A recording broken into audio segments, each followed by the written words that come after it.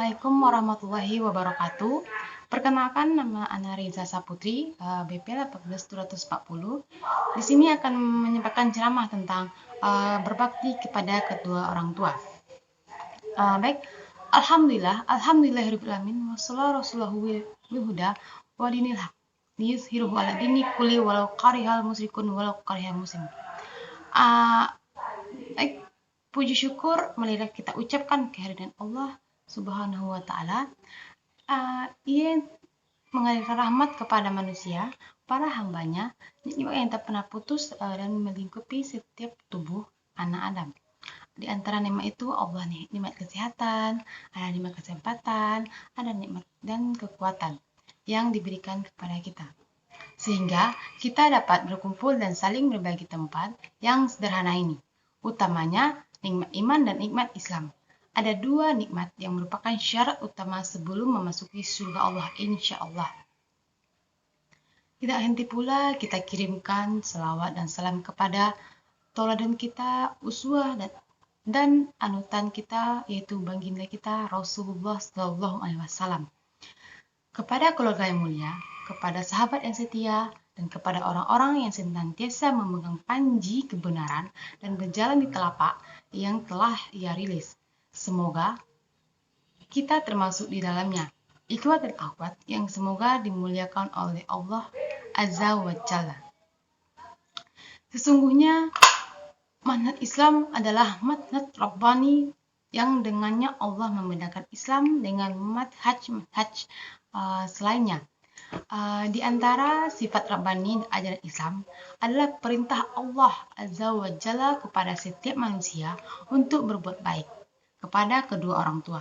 Nah, anak-anak pasti akhwat dan ikhwat itu punya orang tua, dan kita harus berbakti kepada orang tua. Kita tidak boleh berbohong, terutama tidak boleh durhaka kepada orang tua.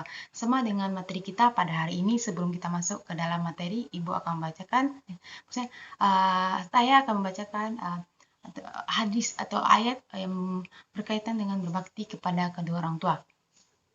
Itu dalam surah Al-Isra ayat 23.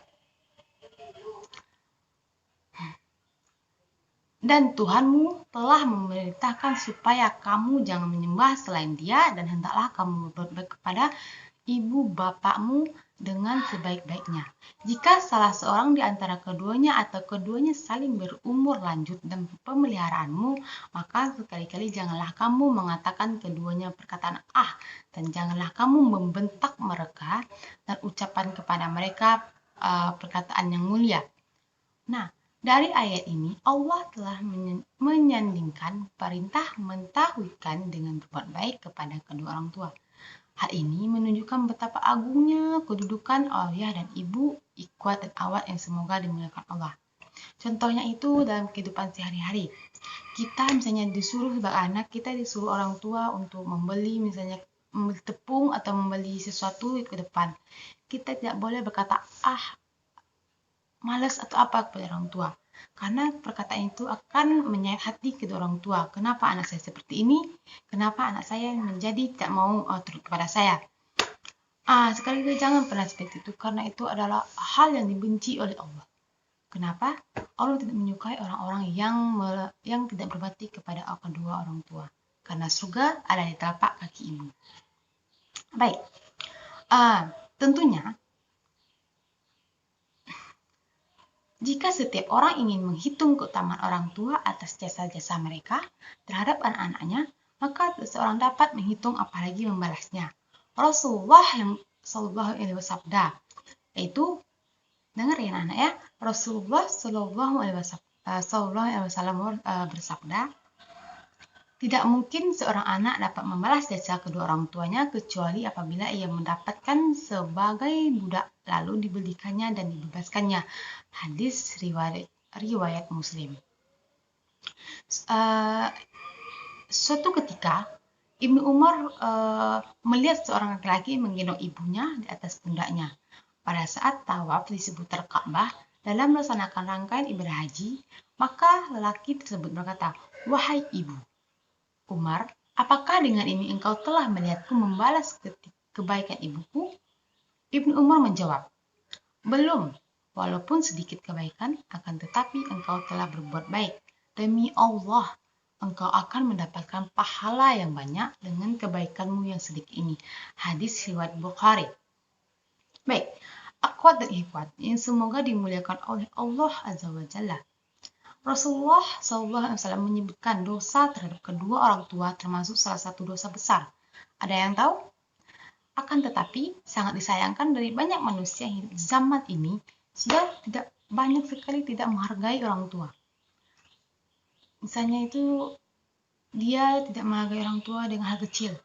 Mencuri uang orang tua, atau membohongi orang tua, atau dia misalnya, dan contohnya itu seperti mahasiswa, dia bilang kepada orang tuanya dia ingin beli ini beli itu kepada orang tuanya, padahal tidak ada yang dibeli karena dia ingin uang itu untuk berfoya-foya. Itu hal buruk sekali, hal sangat keji. Kita harus berbohong kepada orang tua demi kebahagiaan kita sendiri, dan kita tidak memikirkan gimana orang tua itu mencari uang yang susah, atau misalnya orang tuanya petani, orang panas-panas gitu. Jadi sangat harus memikirkan, saya minta uang ya untuk kebutuhan kampus, tidak untuk berfoya-foya, karena saya sadar orang tua saya hanya seorang petani dan saya tidak boleh membohongi orang tua saya. Dan itu adalah hal yang sangat, kalau kita jujur itu kepada orang tua, hal yang sangat terpuji kalau kita jujur. Kalau kita berbohong kepada orang tua, itu adalah hal yang sangat buruk yang tidak diinginkan oleh Allah Subhanahu wa taala.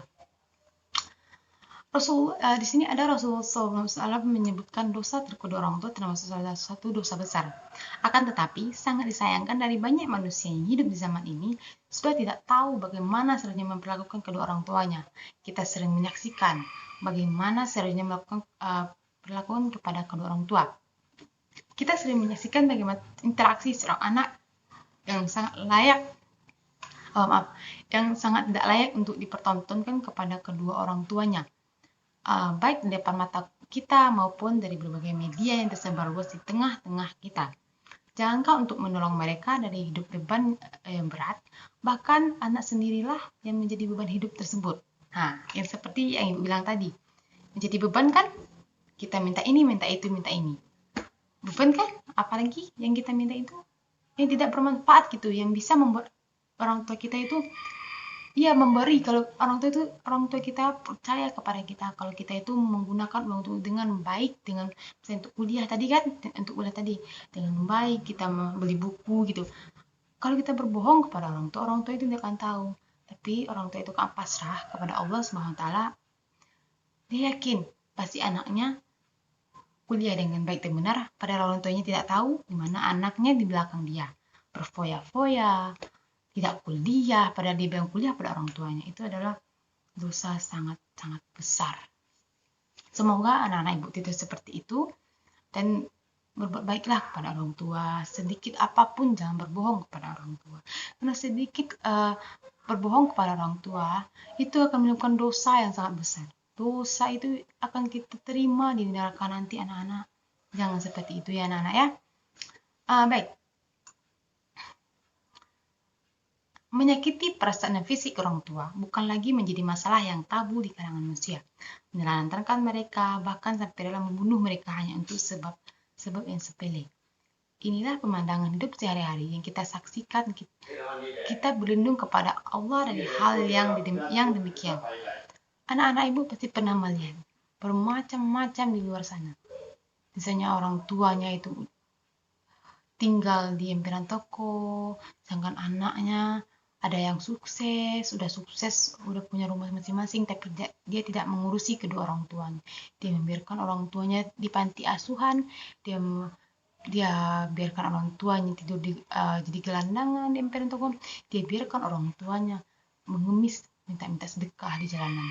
Itu adalah hal yang sangat tidak baik, sangat buruk, sangat-sangat tidak diterima oleh Allah Subhanahu wa taala. Baik.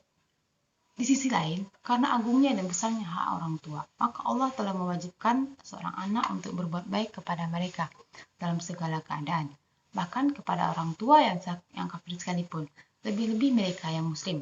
Allah berfirman, yang artinya, dan jika keduanya memaksamu untuk bersekutukan dengan aku, sesuatu yang tidak ada pengetahuan tentang itu, maka janganlah kamu mengikuti keduanya, dan pergaulilah keduanya dunia dengan baik. Dan ikutilah jalan orang yang kembali kepadaku, kemudian hanya kepadakulah kembalimu, maka kuberikan kepadamu apa yang telah kamu kerjakan. Ayat Luqman ayat 15. Di sini ada hadis. Ini tidak berarti kita harus taat pada mereka atas hal-hal yang bermaksud kepada Allah, karena Rasulullah SAW bersabda, tidak ada ketaatan kepada makhluk dalam kemaksiatan kepada Allah. Hadis riwayat Ahmad.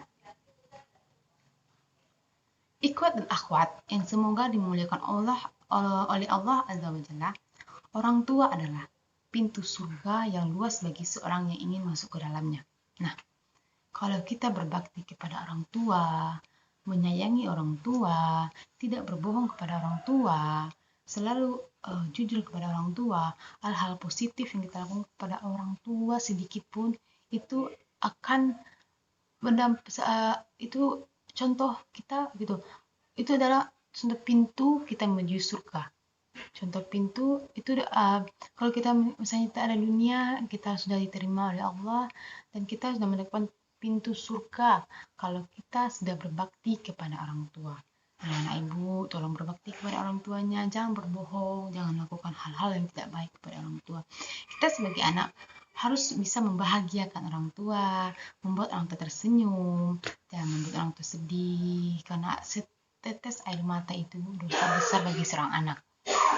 Baik, celakalah bagi mereka yang masih dapat bertemu dengan orang tuanya. Namun dia terhalang dengan mengecap manis dan indahnya surga dijanjikan oleh Allah Azza wa Jalla. Rasulullah SAW bersabda, sungguh sangat rugilah, kemudian sesungguhnya sangat rugilah. Kemudian sungguh sangat rugilah orang yang mendapati salah satu dari kedua orang tuanya pada usia lanjut namun ia tidak masuk surga. Hadis riwayat Muslim. Ibnu Mas'ud radhiyallahu anhu pernah berkata kepada Rasulullah tentang amalan-amalan yang paling dicintai Allah. Maka beliau menjawab, salat tepat pada waktunya, berbuat baik kepada kedua orang tua, dan jihad fi sabilillah, haji riwayat Bukhari dan Muslim. Contohnya di sini dari hadis riwayat itu kita dapat ambil kesimpulan ini contoh, kita harus berbakti kepada orang tua. Misalnya itu kita dengan mendoakan orang tua, misalnya orang tuanya yang tidak ada, kita sholat 5 waktu, kita berpuasa, kita bersedekah. Karena itu orang tua kita pasti akan senang bahwa misalnya orang tua tidak ada, pasti di atas itu sangat senang kepada anaknya, berarti saya berhasil mendidik anak saya, berarti saya sudah menjadi orang tua yang baik. Jangan membuat orang tua itu berkata, apakah saya telah gagal menjadi orang tua? Jangan pernah ada kata-kata itu masuk keluar dari mulut orang tua kita sendiri. Karena itu adalah hal yang sangat buruk, sangat tidak baik. Baik, Anak Ibu, ikhwat dan akhwat yang semoga dimuliakan oleh Allah Subhanahu wa taala. Oleh karena itu, marilah kita belajar dari kitabullah Al-Quran dan sunnah Rasulullah SAW bagaimana kita seharusnya beradab kepada kedua orang tua kita. Janganlah jadi manusia yang durhaka kepada mereka, karena hal itu merupakan pahala bagi setiap orang dari mengecap manisnya keindahan surga. Nah, dari ceramah yang Ibu sampaikan pada hari ini dapat disimpulkan, janganlah sekali-kali kamu berbohong kepada orang tua. Janganlah kamu durhaka kepada orang tua. Muliakanlah orang tuamu sebagaimana kamu muliakan diri sendiri. Sebagaimana engkau muliakan Tuhanmu, muliakanlah orang tuamu, karena surga ada di bawah telapak kaki Ibu. Akhir kalam, saya meminta maaf atas segala salah yang terucap, karena sesungguhnya kesalahan datangnya dari diri pribadi dan setan yang terkhianat. Dari semua kebenaran hanya datang dari Allah Azza wa Jalla. Baiklah, kita tutup dengan mengucapkan Subhanakallahumma wa bihamdika asyhadu an la ilaha illallah wa anta astaghfiruka wa atubu ilaik. Saya tutup. Assalamualaikum warahmatullahi wabarakatuh.